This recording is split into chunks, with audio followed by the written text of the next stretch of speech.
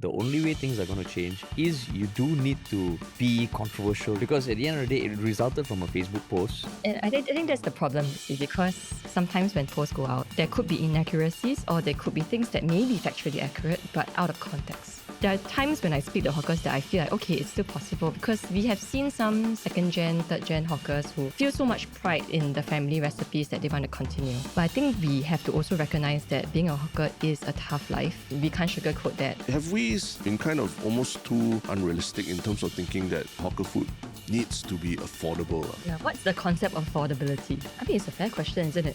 It's really a fair question. Is it okay to do a first date at Lau Pa Sat? Oh, are you a first date Lau Pa Sat boy? And this episode is brought to you in partnership with the National Environment Agency. We spoke to Senior Parliamentary Secretary Goh Hanyan, who addressed some questions on socially conscious enterprise hawker centres. You can find the links to everything we discuss in the show notes. We hope you enjoy the conversation. And now, on to the podcast. What's up, everybody? Welcome to another episode of Yala, your thrice weekly podcast where we talk about the hottest news with a touch of what, Terrence? Good old humor. Good old humor, man. Yes. Today we have a special episode with someone, and we're going to talk about a very important topic, which has been in the news a lot. Yeah. But this one is someone that, it's nice to see her again after meeting her on the campaign trail. Yeah. During GE 2025. Yeah. Our bus went to 𝘲𝙤𝙤𝙤𝙤, right? Yeah, exactly. Yeah. And, sorry, not 𝘲𝙤𝙤𝙤𝙤. Yeah, 𝘲𝙤𝙤𝙤𝙤 constituency. Yeah. And we actually met with her and talked to her. And, film some content as well. Yeah. And since then, she's now going to be part of the 15th Parliament of Singapore. Just sworn in. Yeah. Just sworn in. Yeah. So we'd like to welcome Goh Hanyan, who is the MP representing 𝘲𝙤𝙤𝙤 GRC and Senior Parliamentary Secretary for the Ministry of Sustainability and the Environment and the Ministry of Culture, Community and Youth. Welcome. What a title. Hello. Welcome to 𝘲𝙤𝙤𝙤. Welcome to 𝘲𝙤𝙤𝙤. How's it feel? Very excited to be here. Oh, okay. No, but I mean, congrats on, being sworn into Parliament and all. Thank you. How was that experience? Well, it was my first time going into the Parliament, the chambers itself. And it felt a lot bigger than it looks on TV. Yeah. Because on TV, they kind of zoom into the chairs and whatnot. And then when you go in, you realize, wow, it's huge. There's a certain sense of gravity there. So, it was pretty interesting. Pretty interesting first time. Are you happy with your assigned seat and everything? The seats are pretty comfortable. So can't complain. But where you're sitting and all? It's okay. I mean, I don't think there's a best seat, because every seat is behind the rostrum, so you would definitely be on camera at some point. Yeah.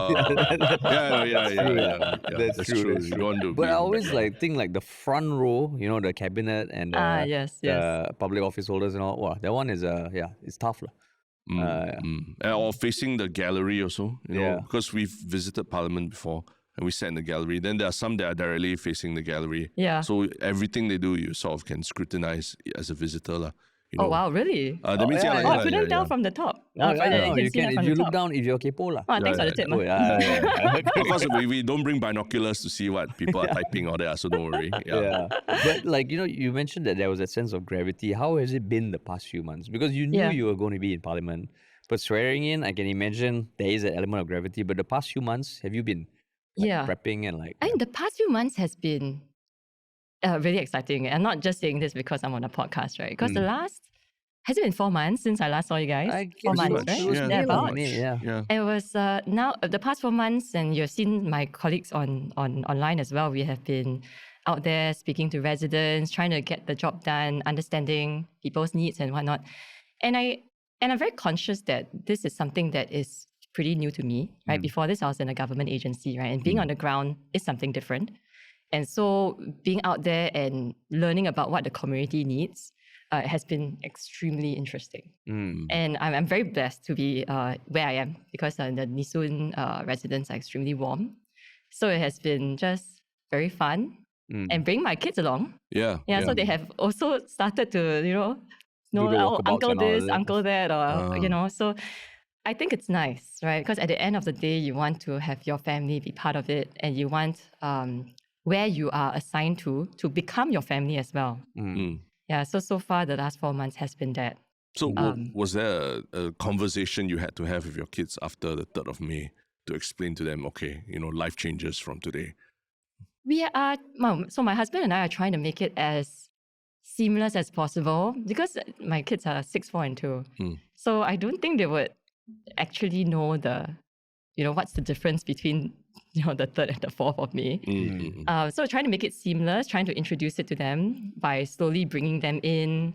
And in their own way, they're starting to understand too. So for example, Mondays is my NPS session. And they're like, oh, mommy, you're going NPS now. So they'll start understanding and it then becomes part of their upbringing. Wow. Okay. So I think for children, you need to meet them at their pace. And was there a certain thing the past few months, like meeting the residents that was surprising to you? Because we met you on the campaign trail. You were already immersed in the GE and all that, but actually walking the ground with a position, with a role now, was there anything that you didn't expect? Didn't expect.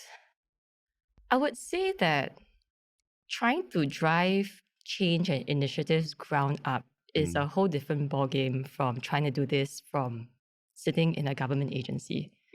So in a government agency, you know how it works, right? There's departments, there are ways for us to organize people, and then there's a mandate to do it. Whereas in the community, things are left to what people are truly passionate about, right? They're relying completely on volunteers. And so the volunteers are there based on whether they think that they have a platform to do what they want to do, whether you are respecting their space, and also the networks that they bring. So trying to get things going ground up from the community I wouldn't say it's something I did not expect, but it's something that is completely new.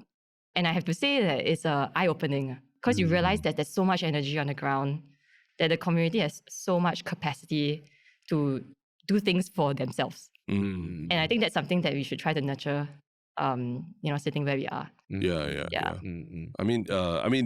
an interesting thing to talk about because we are also talking about something that people are very passionate about, right? And that's actually hawker culture and how it relates to what the NEA is doing as well as the government is doing, right, to preserve hawker culture, right? Actually, in your role, before even the first parliamentary sitting, how have you become involved in this aspect of taking care of hawker culture in Singapore? So you're speaking about hawker specifically, right? Hawker portfolio. Essentially. Yeah, so the hawkers have been a very core part of Singapore's culture for decades and decades, even before we were born, right? So over the years, there have been a lot of policies that have been put in place with the core objective of ensuring our hawkers can thrive, that their well-being and welfare is protected. So given that over the years, there's so much evolution and so many policies, the last few months have been about understanding what has happened, why we are where we are today, also trying to visit the hawker centres, trying to see what are the different models, how are the different locations doing, and speaking to the hawkers as well as the patrons, because at the end of the day, yes, they are hawkers, but they're also the people that we're trying to serve, our residents. So just speaking to all the different stakeholders, getting a better understanding of the landscape, that has been what I've been busy with, trying to ramp up to understand the space that is so complex and so pervasive in Singapore. Well, was it an interest for you even before you entered Parliament, like in terms of like understanding how the hawker culture in Singapore and how it relates to everything? Yeah, so I think all of us are hawker fans, right? Hawker food fans. So it's always been very central to upbringing. So I posted recently that I grew up in the Rangoon Road area, so that it's very close to 𝗢𝘄 Hawker Centre. And so it's like fond memories. Every Sunday, my dad would go there and tapao food, like the 𝘠𝙤𝙤𝙤𝙤 or the wanton mee. And then it just becomes part of your life, part of your memories growing up as a kid. So the 80s kids will always look back and think about our hawker food. And fast forward to now, you realize, and we are all very keenly aware of, Singapore is developing as a country, developing as an economy. The cost of living and prices are definitely increasing. I think that's something that we can objectively talk about. And so in that context, and understanding that Singaporeans are still looking out for certain things in hawker food, and how do you balance that tension? It's a very thorny policy question and balance to strike. And so, yeah, when I got the portfolio, I was like, oh, super interesting. Because I think it's a policy question that we have been grappling with for many years now. And I don't think we'll ever get to the perfect model. Why? Because resident and consumer habits will change. The nature of our hawkers will change. And the environment will also change. So there will never be a place where we will say, we found the right answer. We have to keep evolving. And our idea of what hawker culture is has to keep evolving as well. So I would say that exciting portfolio, very near and dear to everyone's heart. So I'm very grateful for the chance to work on this. Yeah. So, I mean, you mentioned that the model should keep evolving. I think right now there's always this talk about what does hawker culture today look like, and does it really need to remain stagnant? But one thing that, has had time to evolve, but recently has gotten, a lot of scrutiny is the things like the SEHC model, which is in the context of how hawker centers are run. Because everything that we have seen has citizens, all ties back to how they are run. And of course, there are some things that maybe we don't understand in detail. But for you, as you're going on the ground, anything that stood out about the SEHCs in particular for you? Yeah, so maybe I would, I'm not sure whether listeners all know what SEHC is about. In fact, I did the history and all, I'm also would like to find out. It stands for Socially Conscious Enterprise Hawker Center, so SEHC for short, for the listeners who are less familiar. And I think it's important to first share a little bit about why this model came about, then my observations so they have some context. So we started building hawker centers in the 70s and 80s because, there were street hawkers, right? And there was a need to resettle them into a location for hygiene purposes, sanitation purposes, food safety. So then you had hawkers who were very popular and famous in their own right by the streets that we then relocated into quote-unquote NEA hawker centers. And then the residents would then come and continue to support those hawker stalls. Then we stopped building hawker centers in about 1985. So in fact, it was in and around when we were born, right, 1985. We stopped for a good period of time to 2011. Wow. Then we restarted building hawker centers. So imagine, right, when we were born versus 2011, we were about 20 plus, mid-20s. Life changed so much. The complexion of families have changed. The complexion of what hawkers were have changed as well. And so that's when in 2011, when we built these hawker centers, they were largely to meet needs of the less mature towns. Because, in the BTO estates, apart from maybe some coffee shops or food courts or fast food chains, you may not have other options. And that's where we felt, okay, to meet this growing demand in the less mature estates, let's go in to build hawker centers. So because it was a different context, the hawker centers then that were built by NEA, the newer ones, they are much more different. They are slightly airier, higher ceilings, ventilation, because technology has progressed. So we can put in things like central dishwashing, tray returns and things like that. So naturally, when you go to those hawker centers that are newer, you'll realize that the layouts are a bit more spacious, the stores are a bit bigger, cleaner, because we hold them to higher standards. And you will also tend to see a wider range of items being offered on the menu. Yeah, so I don't know, have you all been to, are there SEHCs near to where you all live? Like the newer ones? I live near Old Airport Road, so there's that's the traditional OG ones. the OG. Yeah. But I've definitely frequented SEHCs as we are going about our daily lives and all. Definitely. And there are infrastructural differences between the newer hawker centers and the older ones, for sure. Yeah. Oh, and one more thing that as the residents around SEHCs would be more aware that they tend to open for all 3 meals. Because I think the older hawker center, and I talked about the one that I grew up next to, the hawkers tend to work morning and then lunch, and then by 2-3 o'clock finish, then close shop, right?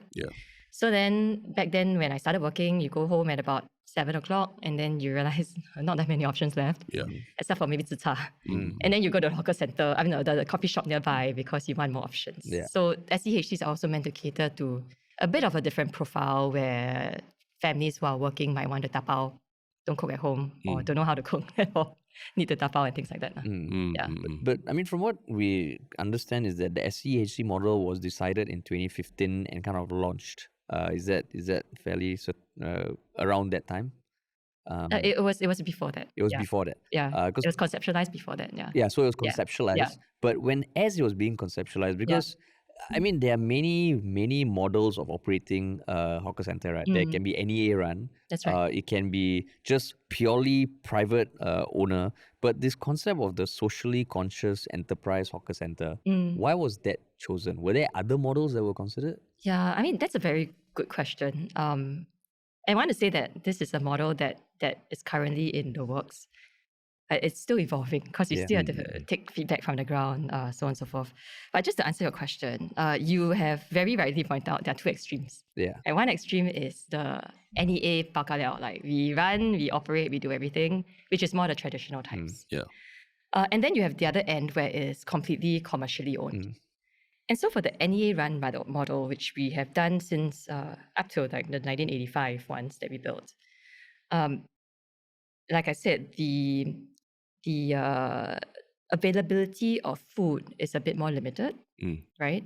And because I shared about why we even started or restarted hawker center building was in the less mature estates. So imagine, right, back then we could tap on and relocate all these very famous hawkers already because they were operating by the streets. In 2011 and beyond, the person starting up this hawker center had to first immediately understand what the residents around there wanted. So understanding the consumers.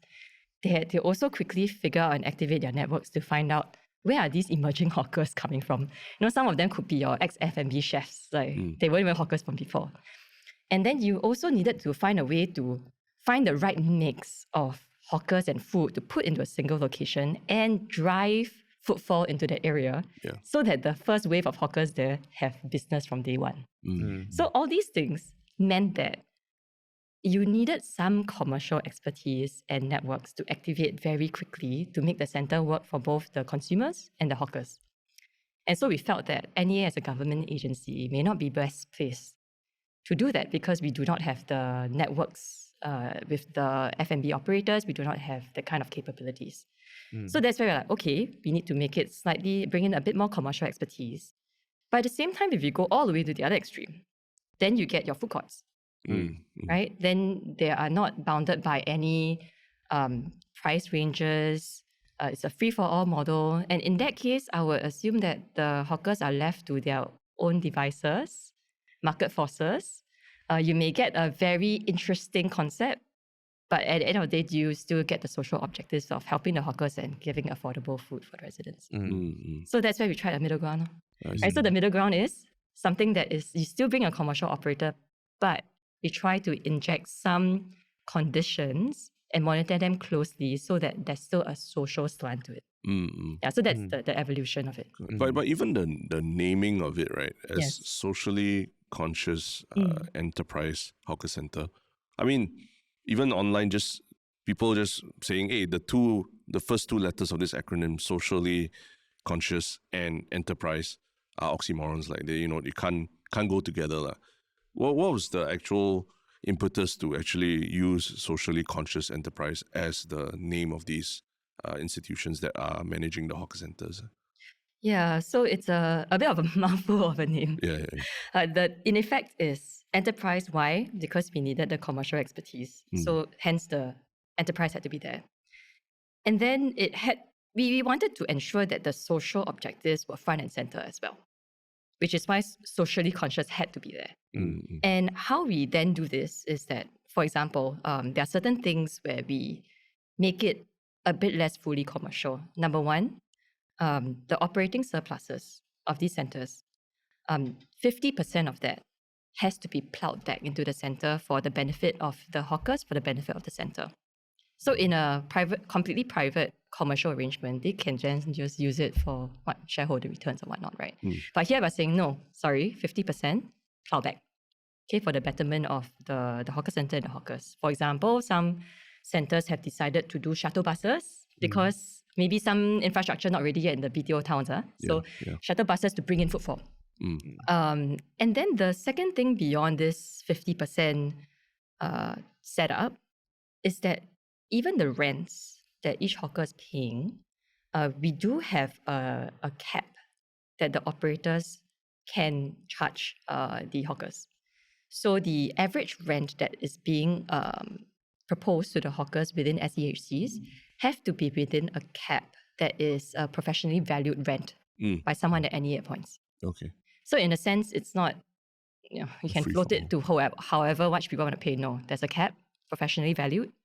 And then beyond that, there's some flexibilities around how they want to structure the contract. Yeah, but I mean, I can get the theory behind it, but then even as recent as a few months ago, there have been controversies where the certain operators, they have clauses that even when we covered it on a regular episode, we're like, how is this socially conscious if a lot of the social consciousness needs to be borne by the hawker? And I mean, of course, like it was debated, Minister Ong came out and spoke about it, but at the end of the day, the operator removed the clauses, which to me is like an admission that, okay, that was not right. So just now you mentioned that there is oversight to make sure that these are operated well. What sort of oversight is there? Yeah. And in fact, I listened to the episode. It was a good one. Okay, So I thought you all covered it and gave the public an understanding around what the situation was too. So thank you for that.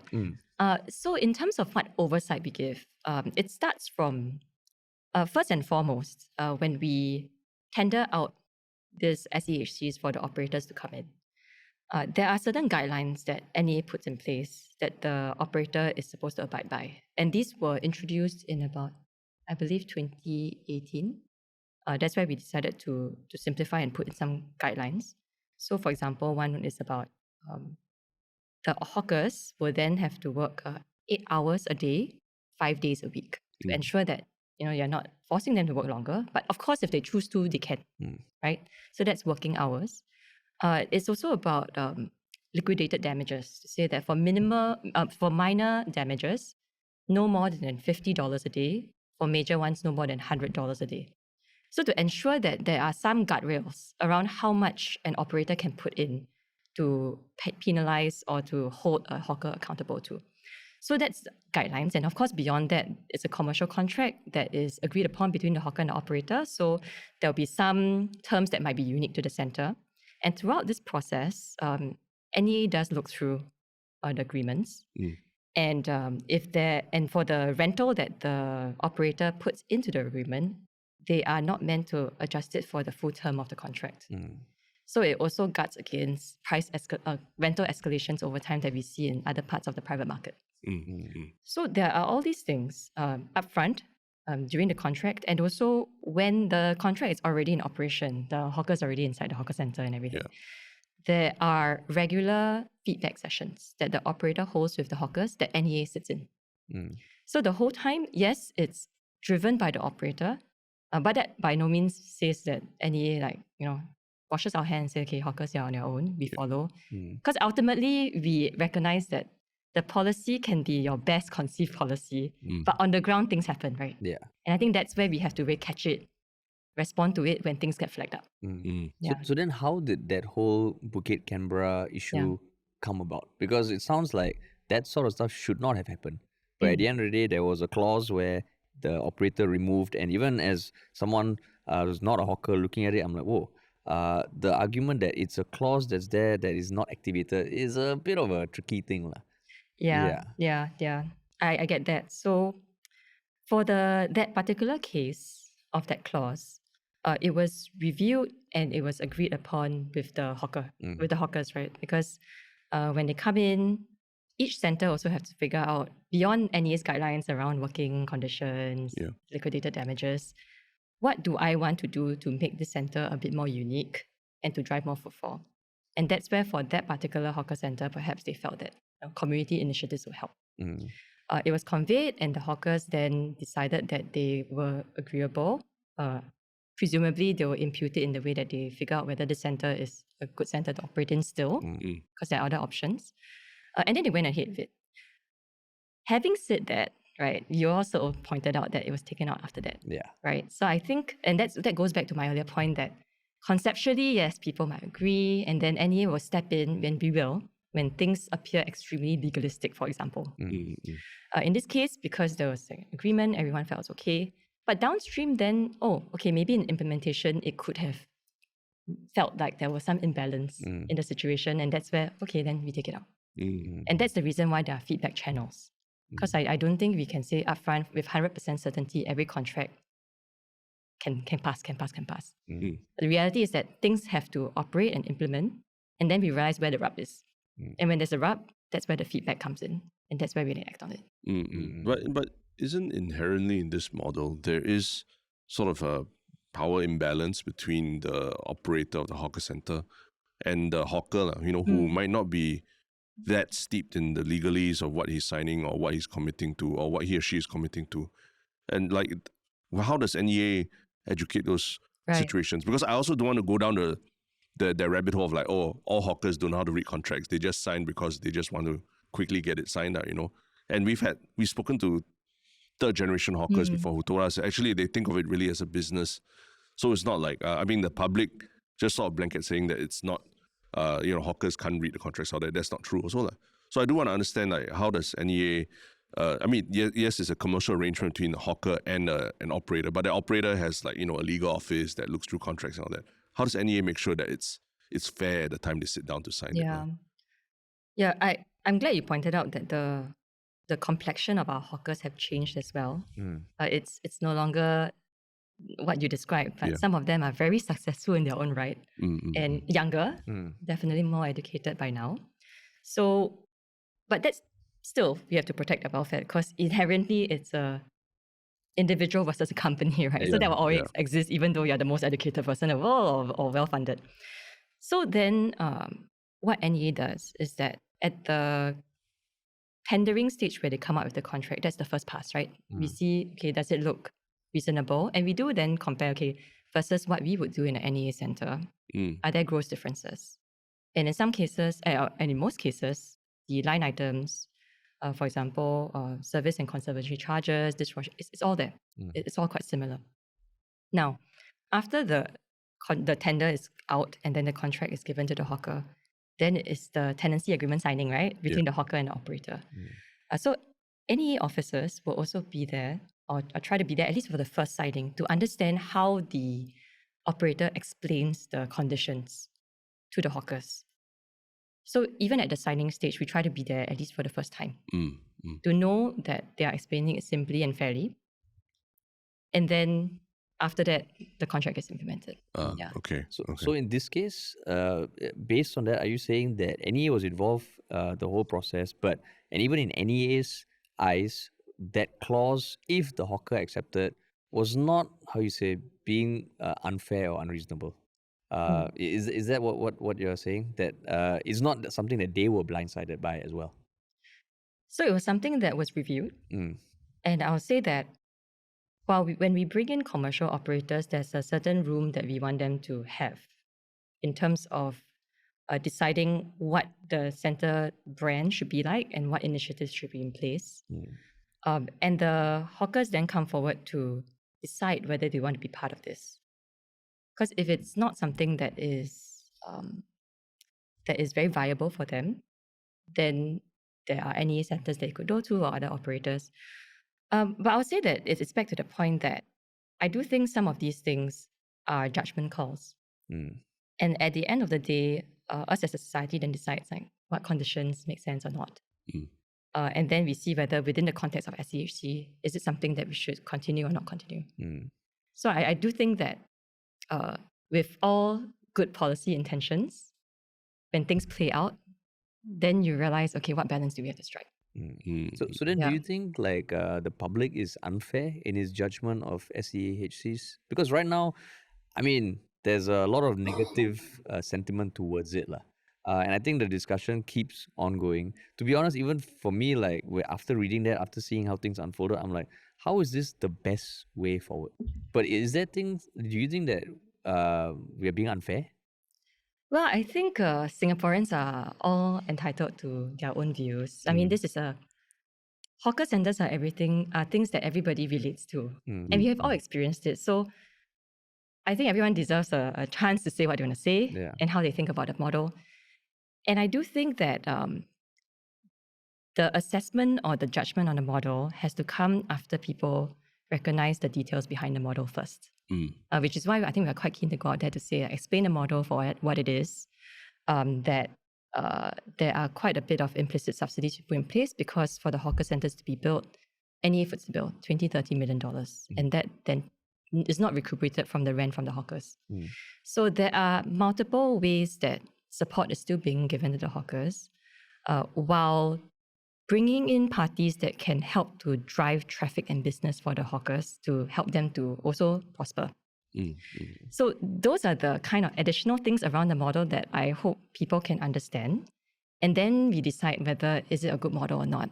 And seeing it from different perspectives, like you have the perspectives from the residents who are then have some benefits of a cleaner environment or 3 meals a day, greater variety, whether hawkers themselves have felt that they have benefited in some way as well. There are programs that help them to start up, especially the newer ones, so entrepreneurship programs.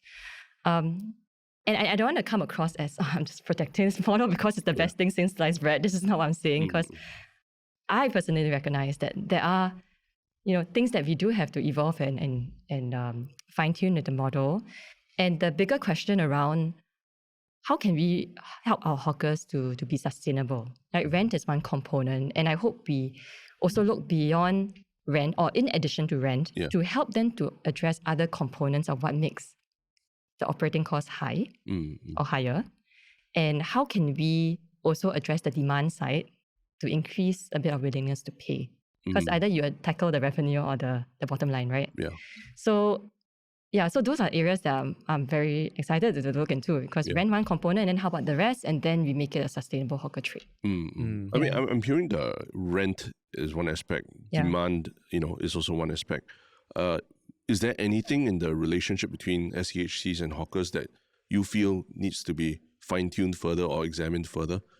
Just so we know that, it's like what you said, like you're not here to just protect the model as it is, but to also improve on it. Well, so I do think that from a trust-building standpoint, with any partnership, big or small, like person to person, company to company, company to person, these relationships have to be built on trust and open communication. So where NEA can come in, we can provide the policy context and guidelines. But ultimately is, how do you form that trust and open communication channels between the operator as well as the hawkers? Because for me, I guess the last thing we want is that, because the relationship building wasn't done properly, then we ding the model when the model was actually okay. So I think we have to kind of figure out where can we improve on, how can we help to build that trust, and how do we have constructive conversations with the public also on how to improve this. Because there are ways for us to come together, and if things are flagged out online in a way that divides, then I do think it erodes that trust between the different stakeholders, and it makes it a lot harder for us to jointly figure out what to do to protect this trade that we love. But then, I mean, now it seems like, just taking that example again, where there was the situation arose online, people chimed in, the operator took out the clauses. It feels like the only way things are going to change is you do need to be controversial. You do need to be almost divisive and not say accusatory, but you need to get attention.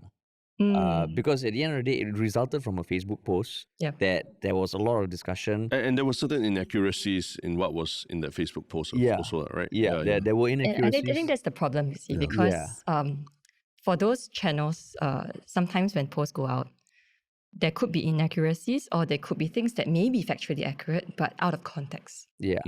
Then it doesn't create this environment where we can have a proper conversation around hawkers being such a complex issue and finding the best way to work it out. And that's the reason why I raised the point about feedback channels, because there are channels of feedback, and I have seen examples of when hawkers have said something during these feedback sessions that were then subsequently acted upon by the operators. So I suppose there's more reasons why things were brought up in that way, and whether or not we could avail ourselves more readily to the hawkers, to the operators, to also help with that that conversation between them. But then do you think like if you step back, Mm. I mean I think like any Singaporean, I love the hawker culture. But with the SEHC model, you think it's trying to achieve too much and almost as opposed to saying, okay, this is not your typical hawker center, because using the word hawker has a lot of things associated with it. You are a micro business. You should be able to open and close whenever you want. You should be able to decide your own pricing. But what I've read is that for these SEHCs, even to change the price, you almost need to get approval. You have working hours. It almost feels like you're an employee, which goes against what the spirit of a hawker. Like I think everybody understands hawker center, food court. Food court is privatized, and sometimes the people cooking aren't even the people who came up with the recipes. Yes. Right. So you think the fault lies also in what the expectation of a hawker is supposed to be, and whether the SEHC or something that almost changes that definition is the right way to go, as opposed to coming up with like a, I don't know, like something, a salaried hawker or something like that. I mean, that's an interesting perspective. I guess my reflection to that is when we talk about hawker culture and we know that the people entering the broadly workforce, so including hawkers, people entering the workforce and the people consuming the food are changing, would the nostalgic notion of a hawker still be something we can continue in a big way moving forward? And it's an open question. I don't have a firm answer on this. I haven't decided myself. Is it that we still should create space to protect this breed of really micro businesses, so on and so forth, open, close anytime they want? By the same time, if that happens, then for the residents staying around there, they might be shortchanged in a sense because they don't get certain options. So is it that we protect this space and then we grow another class? Or is it that we see how we evolve the concept and the notion of what being a hawker is to something that fits the times? So I don't know. I'm also very keen to understand from Singaporeans, how do they feel about the situation?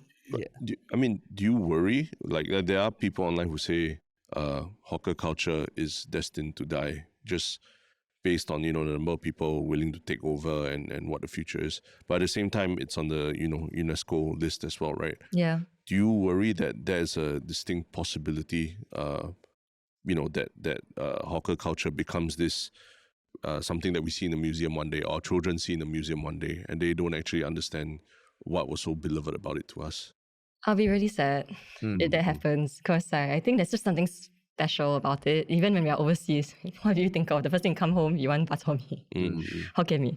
So I really hope that doesn't happen. And there are times when I speak to hawkers that I feel like, okay, it's still possible, because we have seen some second-gen, third-gen hawkers who feel so much pride in the family recipes that they want to continue. Okay, so there are younger generation coming in to protect the trade. But I think we have to also recognize that being a hawker is a tough life. We can't sugarcoat that. You're standing on your 2 feet for hours on end. You open X number of hours, but there's still prep time, there's still cleaning time. So it is a business that is not easy. And that's where I'm hoping we can find ways to support that. So that goes beyond dollars and cents already, right? It's about how do we find other ways to make life a bit easier. So that's where we tried productivity tools, things like that, to make it less laborious. There's a limit to that. So which is why I think it's an ongoing process. But I mean, I guess that's why people are asking why, if it's so crucial to us as UNESCO, is listed on UNESCO and everything. If it's that important to Singapore and even our tourism, people come here and the first thing they tell me is they want to try out hawker centers. Why not, we really just take the bull by the horns and the NEA just control and make sure that everything, we focus all our efforts on making our hawker centers the best in the world, and that make sure that the younger generation will want to, carry on the tradition, as opposed to leaving even some aspect of it to market forces that are honestly out of most people's control. So that. Yeah, I mean, I do think that maybe I'll frame it in a different way, because NEA is never out of the picture. NEA is still there doing the policies, working alongside the hawkers and the operators when they sign to when they implement and when we renew the terms for the operators. So I'll say it's NEA or the government still playing a hand but we're also trying to bring in expertise that we think will be necessary to make hawkers succeed. Because imagine if we do a traditional hawker concept in, say, I'll take Bidadari or some new, or Tengah, right? Put it there, and then we just do it the way that we have been doing it, which is open bid, highest bidder gets the stall. Our categories are pretty broad. So cooked food non-halal, cooked food halal. There's a very little curation that happens, and we just leave it as is. The hawkers there wouldn't survive either. Because we're not doing anything to drive traffic. I mean, we can try. We can certainly try. I currently don't think it's part of our expertise to be able to drive such traffic and to do this placemaking and curation. That's the reason why we wanted to get in from the private sector where they have a bit more of this to tap on. And I think that's a common refrain also, right? That if government does everything, we may not know better than sometimes people who are in the industry. So that's where we are trying to bring in, but yet have a bit of a protection or guardrails to make sure that it doesn't go right in the way of food courts. I mean, I'm glad you are entering parliament and you have the fire in your belly, because everything you're saying, I really hope there can be some sort of trial in that approach. And to go back to the earlier question you had about what a hawker means, right? If I have a friend visiting Singapore and I want to show them a hawker center, I would never bring them to a SEHC hawker center, because to me, it is something that it doesn't have as much soul. And I give you the equivalent for, let's say, media. Now there's content that you create, but there's this whole revolution of AI, right? Things to supercharge content creation. But to me, I'm very glad that there's more push for things saying this is AI generated. And to me, the SEHC is like almost like a commercially tech-enabled hawker, which I don't know. You can call me naive, like nostalgic and all, but I think what the thing about being a hawker is a very the soulful thing. But the definition, like what you said, right? The thing about, I can totally understand the rationale for something like Tengah. You open up a hawker center, you want to drive footfall, but it sounds like if there is a place that has no hawker center, you are filling a gap, and that's one of the principles of business, right? You fill up a pain point, people will come. And if you allow people, if you set the infrastructure and you allow people to do what they really want to do, which is make good food, that free market concept would probably solve itself. And we've seen it in media. When you have too many guardrails, too many things your story needs to hit, it just feels like it's very generic. But when you're given freedom, when you have the infrastructure in place, but you're given the freedom to really focus, because at the end of the day, that argument which I've heard even being spoken about in Parliament, the mandatory 8 hours requirement is to allow people to have food options, right? I mean, right now, what I'm very heartened by is like people who start, the F&B outlets from home. There's a spirit of enterprise.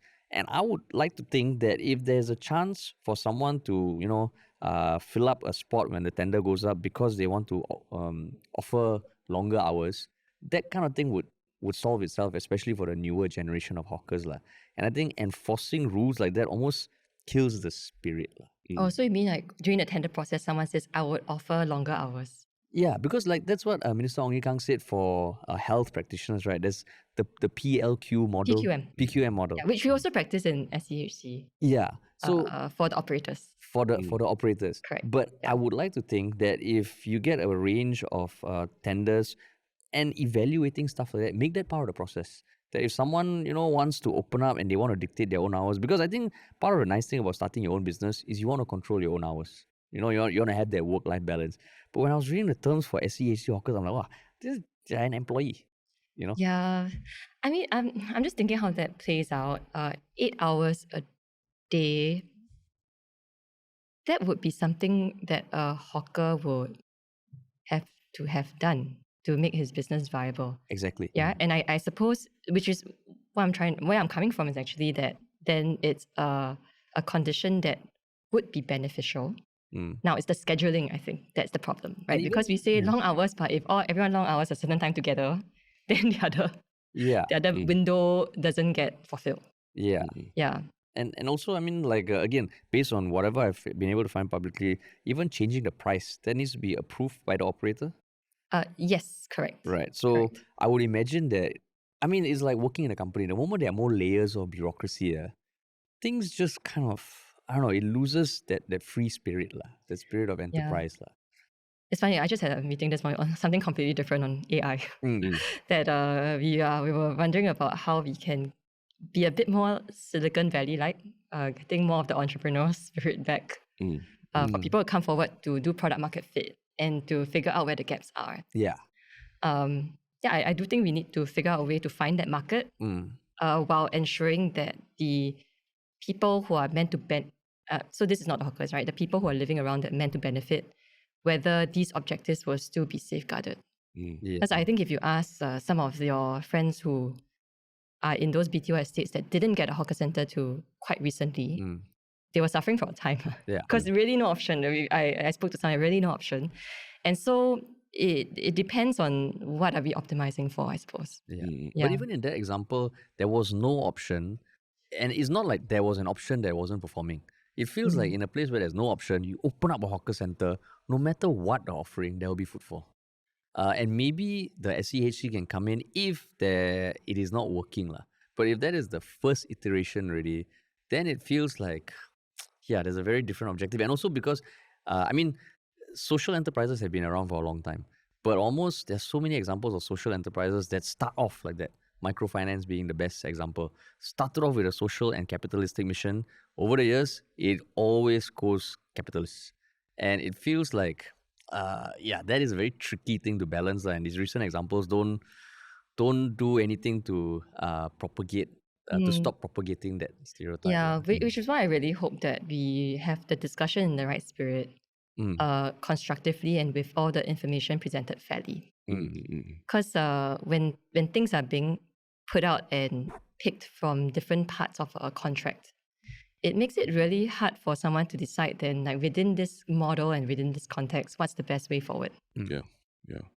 I mean, another thing that I think a lot of people are trying to grapple with is the idea of charitable obligations placed on the hawkers. And I understand that hawkers, some of them, they themselves already are giving free meals to people. But I think for a lot of people, seeing that these things are put down on paper almost as in like, even if it's not enforced, but the fact that it was put down on paper feels like for the SEHCs, shouldn't that be under the SEHC, the socially conscious part of things, as opposed to why is the onus put on the hawkers to actually fulfill that charity obligation? Actually, I thought I should clarify that that paid forward to that specific example. There's also value meals, which is a bit of a different concept. So for value meals, which would be more pervasive, most SEHCs have it. The concept is such that there's a certain price point that is set based on the surrounding food options, and then you benchmark it and get this price. And then the price is then given to the hawker, and then the hawker figures out what combination of things do I put together to deliver a dish at this price. That's the budget meal. Yes, that's the value. They call it value meal. So usually it's about $3 or $3.50. I said, Harish, give you this price tag. You figure out a combination of things to make a dish that supports this price. They're not expected to make a loss on it. And to our knowledge, it takes up about 5 to 10% of, 5 to 20% of meals that hawkers sell. So it is a proportion. And the reason behind that is that it's to provide affordable food options for a broad suite of residents. And we are hoping in this case that, the hawkers are not meant to make a loss. And they will drive certain traffic into the hawker centre as well, because when you buy a value meal, then you'll presumably buy a drink or buy something else. So I thought to differentiate between the value meal, which is there for a reason, for affordability, and a freedom for the hawker to decide how best to deliver on that price. Okay. But the charity obligation side of things is what's the rationale behind having that in place? So the charity part of it, I would make a more general point about terms that might be unique to certain centres because of how the centres want to brand themselves or how they want to attract patrons to their centres. So beyond our guidelines, then they decide, okay, maybe it's a community initiative, maybe something else that they've put in place, and that's where they have that conversation with the hawkers who are interested to set up, to say that, look, this is something we want to do. Do you all want to be part of it? can you all deliver that with us? So it is a commercial discussion between them, and yeah, that's how it progressed. Okay. Yeah. But like on the topic of the value meals, and I mean, okay, the charitable thing, it's two separate things, right? The value meals thing. That's right. I also want to understand, like, okay, any overseas hawkers, but there is this push that as a society we also need to do our part to appreciate hawkers. We need to maybe change our perceptions of what a hawker meal should cost, which I think is good. But then when I see initiatives like 𝙤𝙤𝙤𝙬𝙤𝙤𝙤, I think Oh yeah, I know you have a bone to pick about. I think that is ridiculous, lah. And maybe you can give more context about why that is there in the first place. Because to me, okay, it's almost like you are kind of.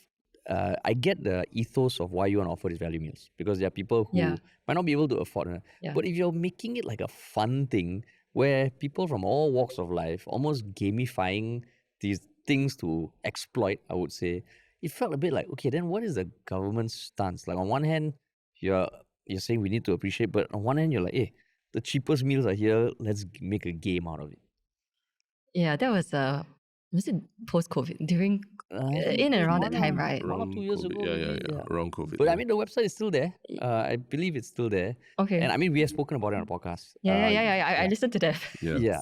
So, I mean, like, to me, that is like, okay, that is one piece. But what is then is the feelings towards hawker culture kind of like unanimous across the different arms of the government? And I know you can only speak on behalf of your own ministry. But when I saw that, I was like, wait, that's a bit weird, lah. Yeah, I think that's why we are trying to strike this almost, I want to say almost impossible balance. Yeah. Because on one hand, we want to make food affordable for our people. One can argue maybe we should just target like the genuinely low income versus any one of us being able to buy a budget meal. That's another conversation, right? Yeah. For now, okay, the intent is affordable meals for all. And I think that's the expectation so far of people when they see hawker food. So that's one end of the spectrum. Then the other end of the spectrum is that, yes, we're not asking hawkers to make a loss on it, but it may tax them, right, if more people ask for these value meals. So I think it's a bit of a impossible. It's not an easy task. Balance to strike. And so, I do think that we need to calibrate that as we go along. Yeah. And figuring out what our, the term, right, social compact. Yeah. What that social compact is. So where do we feel as a country that, which end of the spectrum are we relying on? Because the reality is that, and welcome ideas and views as well. And whether there's something that can merge both in a way that we do not have to trade off anything. That would be ideal. So I mean, like, in terms of finding that balance, like what's the approach to experimentation within NEA with regards to hawker centers? Because hawker centers is like a very, very nice petri dish to try out a lot of things. And because they exist on their own, but they're part of a wider ecosystem, it feels like, hey, this is the perfect lab to experiment. Like, are you aware of like the perspective on that? Or is that something that there are discussions around it? Why not, right?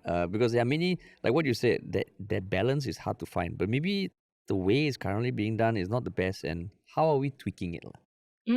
Yeah. I mean, we have done experimentation more at the initiative level, right? So you have heard of the incubation stall program, for instance, hawker development scheme, productivity scheme. So these are initiatives that we're trying to experiment ways to help to hold that balance properly within the centers.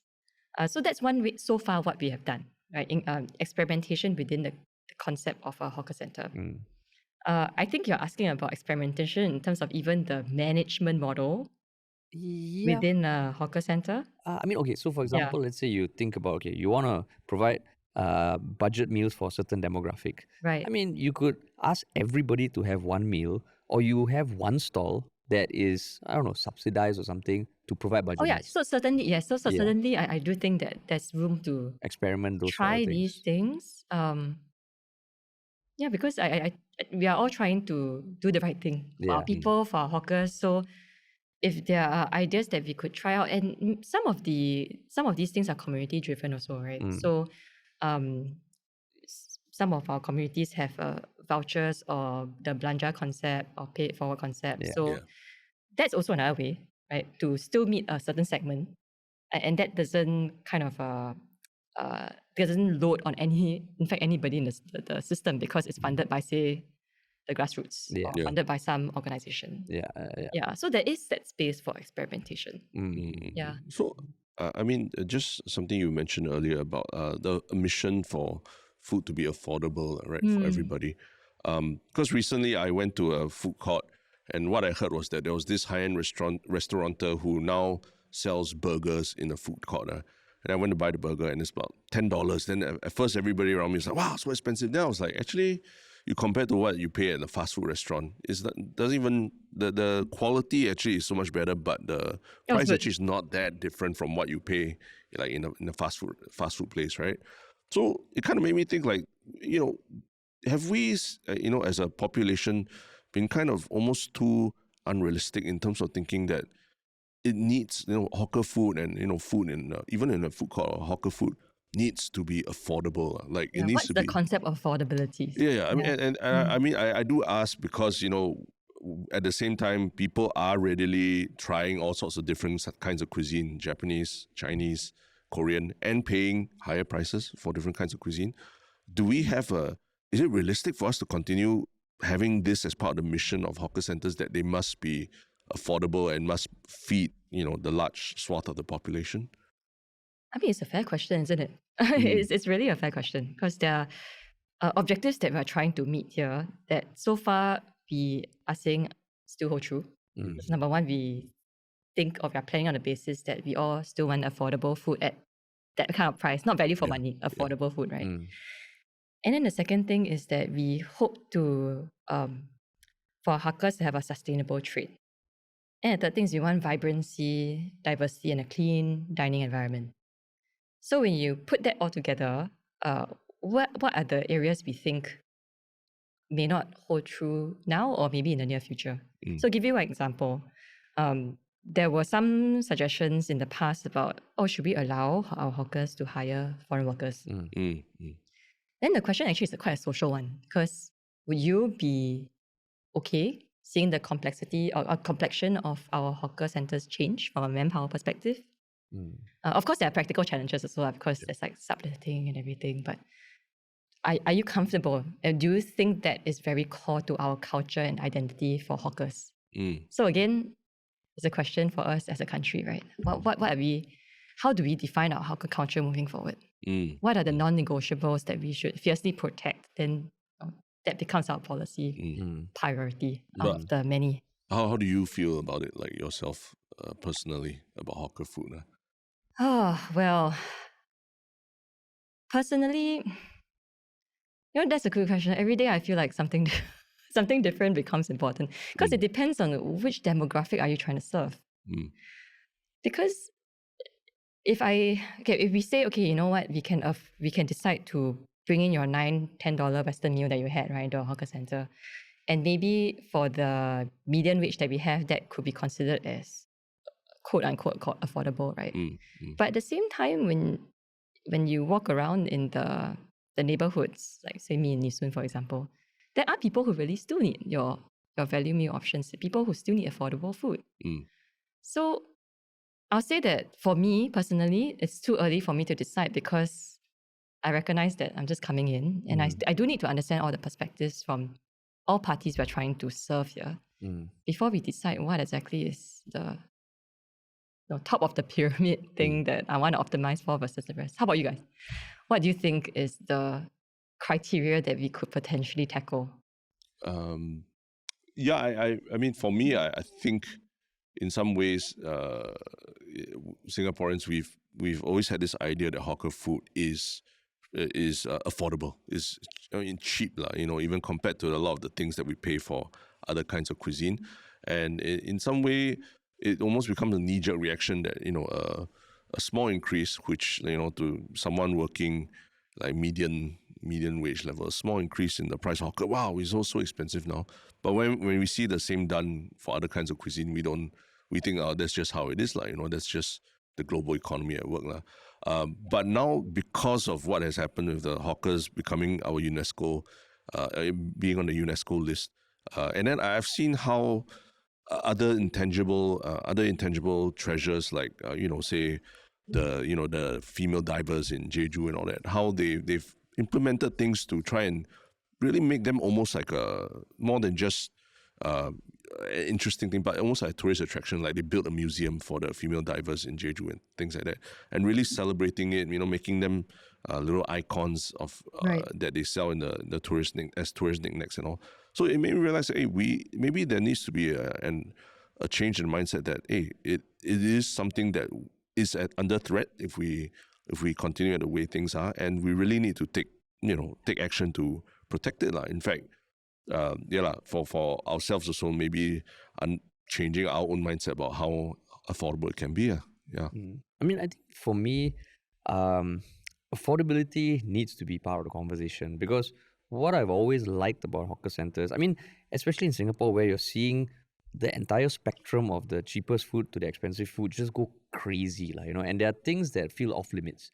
What I love about the hawker center is that it's a leveler, Of course, that is very idealistic because it puts a lot of strain on the hawkers to offer things at those prices. But that's where, like what Terence is saying, it feels like everything that's happening now, it feels like the UNESCO thing is just wayang only. And that just like how, as media practitioners in Singapore, it feels like in the Singapore grand scheme of things, the arts is not important. And there are many reasons why I can go on about that.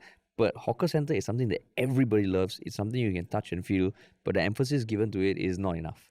And I think just and being very creative about how to sustain it. If at the end of the day, the prices need to be low, what are other ways that hawkers can, sustain themselves as a business? For example, right, like, have you watched the show, what's the Korean show where they pit the spoons, white spoons. What's the Culinary Wars? Culinary Craft Wars. Yeah.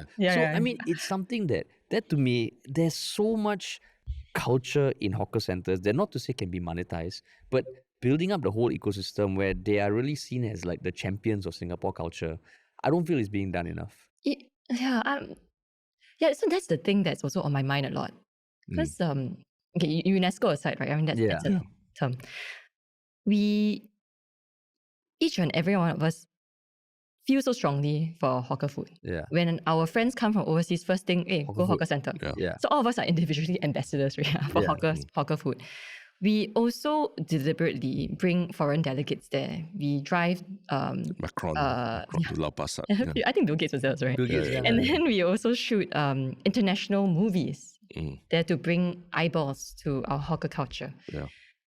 That doesn't seem to have translated into then us feeling like affordability at certain price points can be something we could reconsider. So I think the translation is also... You mean like reconsider in terms of hiring, like to Terence's point, that it needs to be... That we could consider paying more for certain types of food in the hawker center. Yeah. So I think that's the culture building thing that is going on, and we can continue. I'm wondering whether it translates well to then our behavior on the ground. Open question. Yeah. I mean, I think the price thing, I think like what one pet peeve of mine is like when the prices increase but the quality goes down. And of course that is, with anything like, eating food from someone who's been doing this for 30 years versus someone who, they get people who might not be there to assist. You have to weigh the pros and cons. But it feels like the translation of people wanting to pay more, to me, is like, how much are you getting out of it? Because, I mean, sometimes, more successful hawker centers, hawker stalls, they open up their own establishment. And over the weekend, I ate mee pok at this place for like $8 or something. But it's damn good. And I'm like, okay. And then they sell their own t-shirts. Wow. Yeah. And then you see little things coming up of people doing it independently, like stickers for chai fan, plushies. It feels like taking a page from that. Why can't hawker centers really be a cultural hub? That's interesting. So then people don't just go there to eat. And I mean, coming up with new business models where if there is a way to have every hawker benefit from increased sales of not maybe the food, but all the ancillary services. I come from aviation, right? But that was where I work. And one thing that I was very amazed by what budget carriers do is they decouple it. We offer you the core service, but if you want to add on the bells and whistles, you add on lah. So hawker centers, it's such a beautiful thing that you really cannot find in other countries, right? But it just ends. You go there, eat, and then you leave lah. But it feels like, especially now where people coming out with sober parties, third spaces. Yeah. Why can't hawker centers extend beyond that? So you come and eat, but you also have like cool, funky T-shirts, and it becomes something that there's a different. It's a destination almost, right? It's a destination, and and the revenue from these other things can subsidize the cost of the food, and it just feels like it's not easy. I don't envy like your job, but it feels like if you really want to talk about the future Singapore, where we are innovative, we are world leaders, we are world beaters, that kind of thing needs to be encouraged. Unfortunately, now when I look at SEHCs, I feel like the soul is being beaten out, SEHCs, which, it's tricky. But like what you said, everybody in Singapore, chances are you're an ambassador for hawker culture. Yeah. And it's just something we need to maintain. Yeah. I mean, in a sense, some of the SEHCs have tried to do things that are a bit more innovative. Having live performances, festivals, things like that. So it becomes more of a destination. Yeah. And then hopefully people linger for longer. Yeah. They buy more. So those are the things I think for the newer centers that are slightly bigger as well. There is that opportunity to work with the operators to see how we can drive more of this kind of interesting things, right? That hopefully then benefit the hawkers at the end of the day. Yeah. So, I mean, related to that, so is that part of the criteria for selecting SEHCs as well? Like what kind of ideas that they have to rejuvenate a place or bring in more footfall? Yeah, so when Haresh brought up the PQM, right? The price quality matrix. Yeah. We use that as well, where we look at how, when the operators bid. So the price in the equation, and I didn't manage to cover it just now, is that the operators will come in and then NEA will have to pay them a management fee, correct? At the same time, they also pay NEA rent. So the operating fee, the management fee is always going to be lower than the rent. So in the end, they pay us a net rent. So the net rent that we collect then becomes more or less the price, right? And then but that's not the main component. The quality part takes up a very big part of the assessment criteria as well. And it covers quite a few dimensions that we're interested in. So first, it looks at the rentals that they charge to the hawkers. So whether is it reasonable? So that's one factor. Their ability to do these, what we call placemaking, meaning make the destination interesting, drive more traffic in, because that benefits both the hawkers as well as the consumers. So those are some of the things that we do consider. And how do they fund it? It's from the 50% of the operating surplus that I spoke about just now, where they are meant to plow this back to figure out how to make the center even more vibrant and interesting. In some cases, they also help the hawkers. So there are some centers that do durian parties, festival parties, sustainability events, things like that. So trying different things to see what works, because it also has to resonate with the people living around the area. Yeah. I mean, like going forward, is there any intention or like, first of all, to let people know that these sort of things are happening? Because I mean, the durian party is exactly what we were getting at, making it like a hub. But I think there's not much visibility on that if it's not your own SEHC. And I mean, instead of like websites like, Budget Meal Go Where, why not have a place where people who have their own judgments about SEHC be able to look at these sort of success stories? Because I mean, if it's not fully privatized, if there is a social mission, non-profits, they have to declare all their funding and all that. Right. Is there a possibility that maybe as public, if you want to criticize, you go there and you look, oh shit, actually this SEHC has actually done a lot of good stuff. Yeah. And like with most things, even for us running our own business, are we perfect? No. But by and large, we hope like we're generally getting a lot of things right. So SEHCs are similar, and I think if we only see the flaws, then it's very easy to judge. Yeah. Is there any way of having a bit more transparency? True, yeah. Those things are the headline grabbers, right? Yeah, really and they naturally will. Yeah. In most cases, the negative news gets more eyeballs. Yeah. But it's a fair question. It's a fair suggestion for us to showcase a bit more of the success cases, how hawkers have experienced it. So not to sugarcoat the whole thing, for them to say, okay, so what's your experience been? What's good, not good? To have a fairer view about what's happening on the ground, including speaking to the residents around the area. Has your life changed since there was a SEHC? Do you like it, not? So I do think there's room for us to do a little bit more of a push to give more visibility, and then we can collectively decide how do we want to move this forward. This one feels like a feedback session.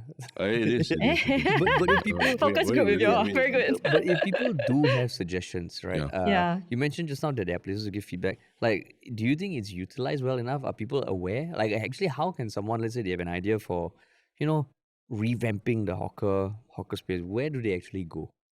Yeah, so we have had we have had like what do you call it? Hackathon.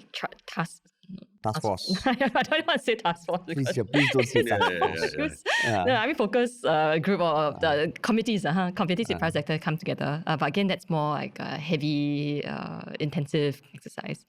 I think my colleagues can give you all the link for the feedback that you all can put then on your... So we can put it in the show notes. Correct, that's right. So they can also provide that feedback, and then we can see. Yeah, because I think people they want to give feedback, and I think even the last couple of months, we've seen a lot of people come out and they're not going to scrutinize every, line item in the contract, but they have general ideas that they want to share, but they're not sure where to go. And I think one of the things we discussed on the podcast was like, is there who's the central body, in charge of looking at this? And I mean, definitely NEA is like you said, is literally there when the contracts are, being explained and signed.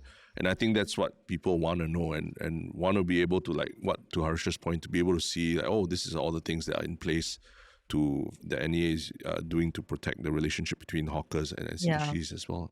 I think, is it perfect? No. Everything that when it lands on the ground and when it gets implemented, surely there will be issues that come out. In the best intentions, surely there will be issues. Which is why the officers are on the ground to understand and be there, being part of the discussions between the operators and the hawkers.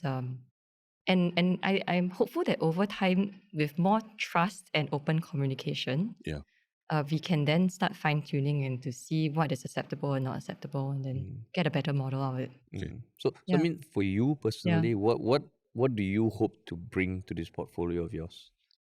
I hope that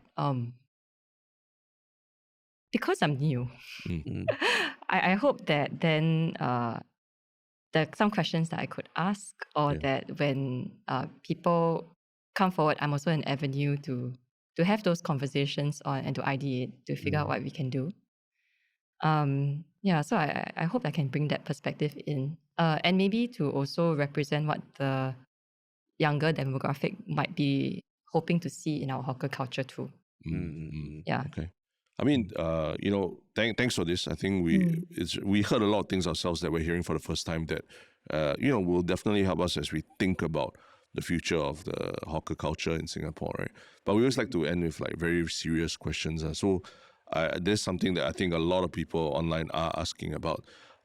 Is it okay to do a first date at Lau Pa Sat? Oh, are you a first date Lau Pa Sat boy? I would say I would do it. I brought a lot of friends who visit Singapore. The first place I bring them actually is Lau Pa Sat. And I mean, people, unpopular opinion, people say, tourist. But to me, it's like the history of the place in the middle of the CBD, and you still have all the hawker food that you want to try. Maybe pricier, but it's all there.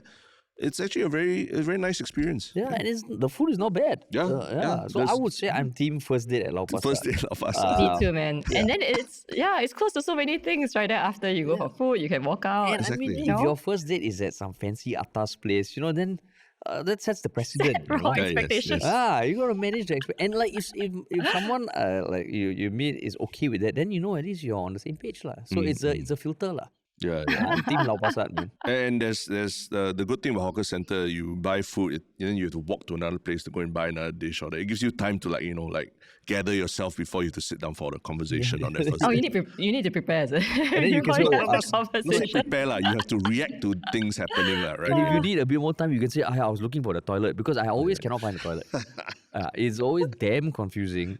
But yeah, I mean just the hawker center, there's so much special stuff there. And Yeah. I mean, like, I really hope that you also can kind of like help channel all the passion that people have into change. Yeah. And we appreciate you coming on and Thank you for fielding having all our me. questions. Yeah, thank Thank you. you for I mean, having we me. do have one final question, which is the One Shiok Things segment. Yeah. And I mean, this is where we just share with our listeners. You have a few minutes to think as we go first. I Terence, had to make sure I got the name right. sure. Terence, you have your One Shiok Thing? Yes. Let me just quickly pull it up. You have yours ready? Yes. So mine is a recent.